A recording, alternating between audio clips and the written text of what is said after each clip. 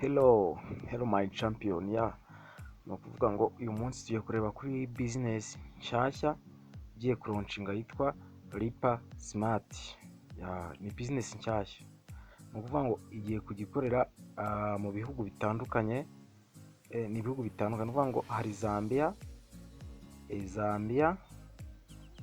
Urabona ko Zambia izaronshinga kuri 14 z'ukwa 10. 14 z'ukwa 10 nibwo izaronshinga. Urabona ko business iba irimo ibintu byinshi. Ni ukuvuga ngo ku muntu wigeze akoraho business nk'izi ngizi, kadukomeza. Ni ukuvuga ngo na Ghana umuntu uzaba uriyo azishyura ibihumbi, nako azishyura amafaranga 50. Tugakomeza, tugiye gukomeza turebe n'izindi business. Ni ukuvuga ngo aba arimo uburyo bwinshi ku muntu utabizi. Ni ukuvuga ngo urabona ko na Botswana nayo izashora 50. Hari ukureba video, ukureramo amafaranga, urebye video ads andi n'ifoto bagwa postinga. Urabona hano muri Malawi 7500.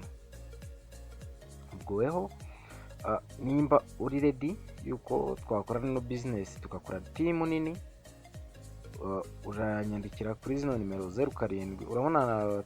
Urabona hano hose iki bihugu ni ibihugu byinshi. Ndaje nkwereke ibihugu aho uri hose ku isi. Na Burundi ni ibihumbi 17,500 ku muntu uri i Burundi. Ni ukuvuga ngo aya mafaranga rwose ni amafaranga mugiye kuza tugakorera online. Ku muntu utari wakora business za online azanyandikira, nzabimwigisha uburyo process zose akorera amafaranga. Ni ukuvuga ngo hari za spin umuntu akaraga.